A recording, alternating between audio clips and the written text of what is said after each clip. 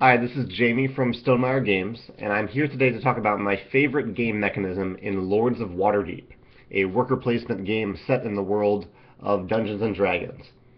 It's a pretty basic game. You're putting workers on the board, you're gathering tokens, and you're filling quests.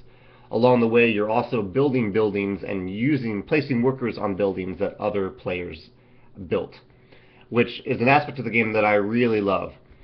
But the only reason the buildings work in the game, or not the only reason, but one of the interesting things the buildings do, and this is tied to my favorite mechanism, is that the math for the game, in that the value of the resources in the game are clearly shown on the board. You can put a worker in one space and get 2 black cubes, or you can put a worker in another space and get 1 white cube. So you know right away from looking at that on the board that getting black cubes is easier to do than getting white cubes. And the buildings add to this because you can build buildings that might give you 1 white cube and 2 black cubes.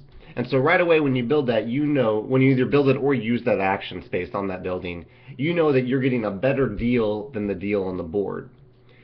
This thought came up last night when I was playing Yedo with my game group. Yedo is another worker placement game that's actually been compared to Lords of Waterdeep. It's a bit heavier, and I've talked about it on this video blog in the past.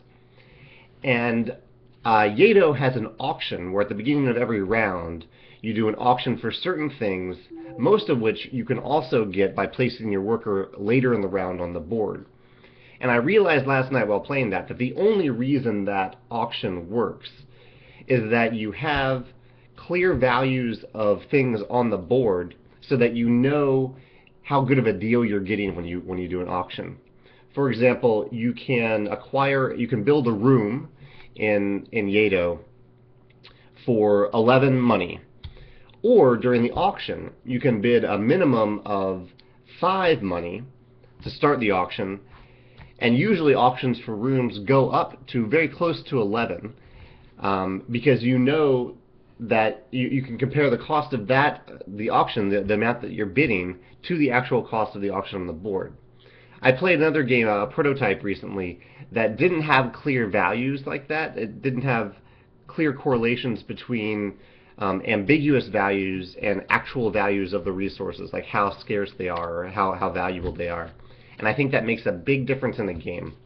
So I just wanted to compliment Lords of Waterdeep. I think that's, even though it's a very simple mechanism, I think it's highly valuable to have the value of the resources clearly shown on the board so that right away when you start the game you know that one thing is more valuable than another, and then as those values change throughout the game by adding buildings or new types of workers or new cards, things like that, you know that you're getting a better deal than you were getting at the beginning of the game.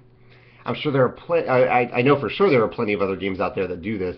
Feel free to mention some of your favorites in the comments, and I'll try to think of some others as well. Thanks.